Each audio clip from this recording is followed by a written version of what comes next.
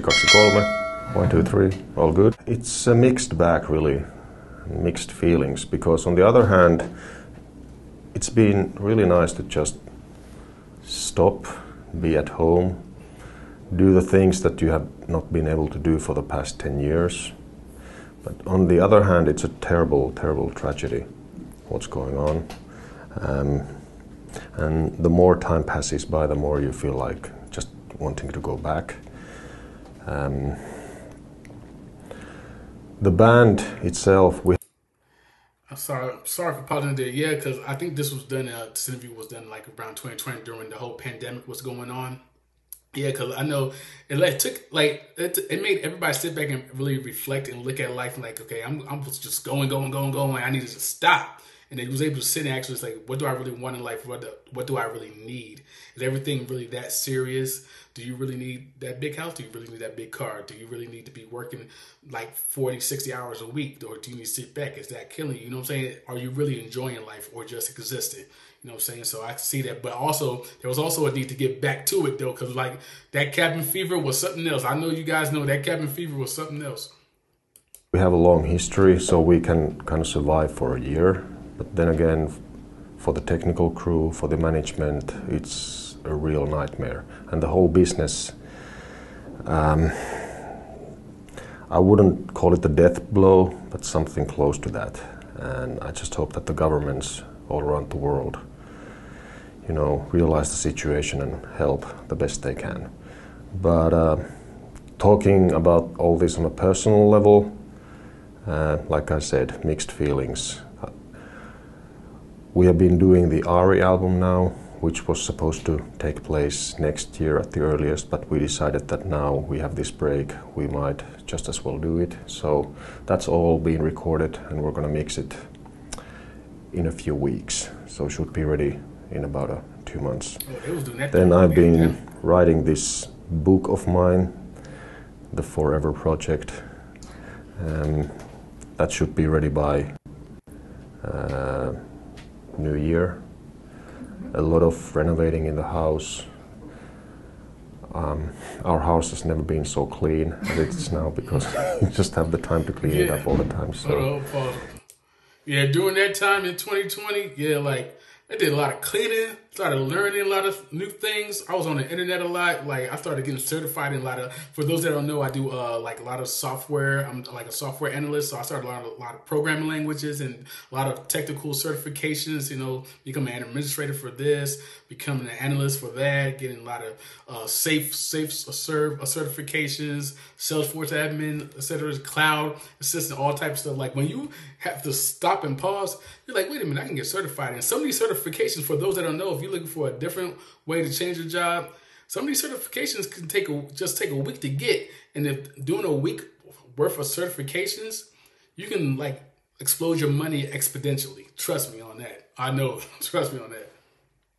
Yeah, it's been nice and terrible. And it's been quite the experience, and I hope it all comes back to normal. First of all, the label, Nuclear Blast, thought a short while about postponing the release of the album, but then because of things that I'm not going to go into now, they decided to release it as scheduled. And I think it had its advantages and disadvantages. We thought that maybe now, during these times, people would have more time to actually, you know, discover the album, go deep into it, take their time with it, so that would be a positive thing. But then release an album like this and then wait for a year before going on tour with that, that's terrible. So it's been really difficult, but we've just made the best out of what we can do, help the technical crew the best we can financially, and just being in touch with them regularly. You know, how's the heart, all that.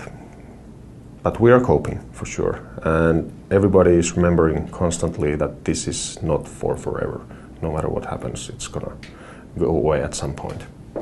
And I just hope that mankind will remember all the lessons learned from this bizarre time.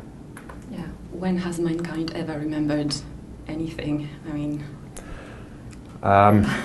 we still are an evolving species, so I'm actually pretty optimistic that something good might come out of this as well.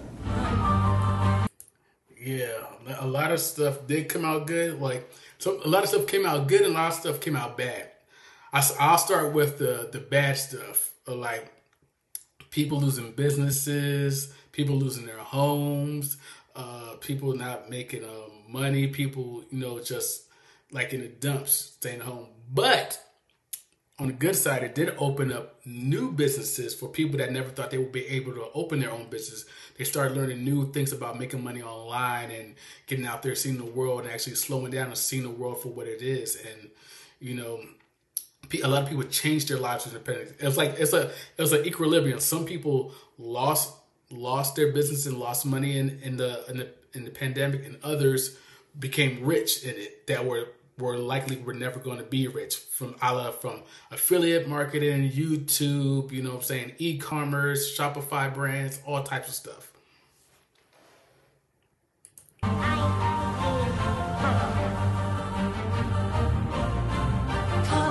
That's brilliant, because the photo shoot in itself wasn't the most important thing for me personally. Just the idea of being there, and being there without people visiting. It was a really eerie feeling, in a good sense. You know, almost completely empty halls except for the few guards that were following us everywhere all the time, naturally. But the lighting was there beautifully, and it just didn't feel like a photo shoot, really. It just felt like wandering about in a holy place, and being really privileged to be able to do so.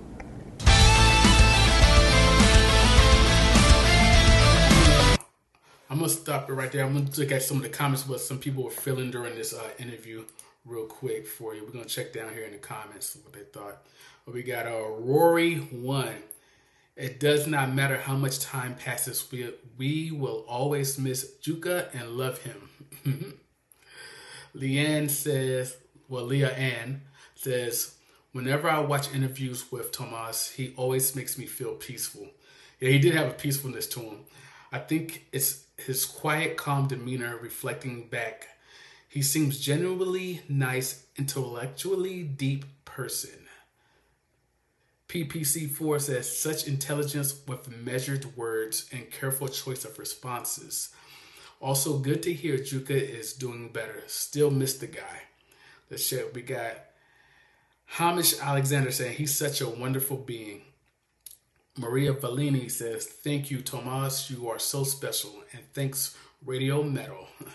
Well, if it's your first time to my channel, you know I got reactions of Rammstein on this channel too as well. So, and I got a Rammstein, I got The Warning, I got Nightwish too on this channel. So I'm going to be traveling. For those that know, I've been saying in some of my other videos, for those that don't follow me on my, depending on what topic you're looking at, I'm going to be traveling, doing reactions around the world. So I'm going to be going to some of these artists' countries that's on my channel and trying to see if I'm able to get an interview or not. But also I'll be talking to some of the locals too as well. Also reacting to music while I'm over there. But I'm going to start myself off in the Caribbean and then head myself off to Southeast Asia, then head myself up to Europe and UK. I'm going to be bouncing all over the place. But first time on my channel, like, share, subscribe, leave a comment below. It's your boy Sheik-A-Deak. I'm out.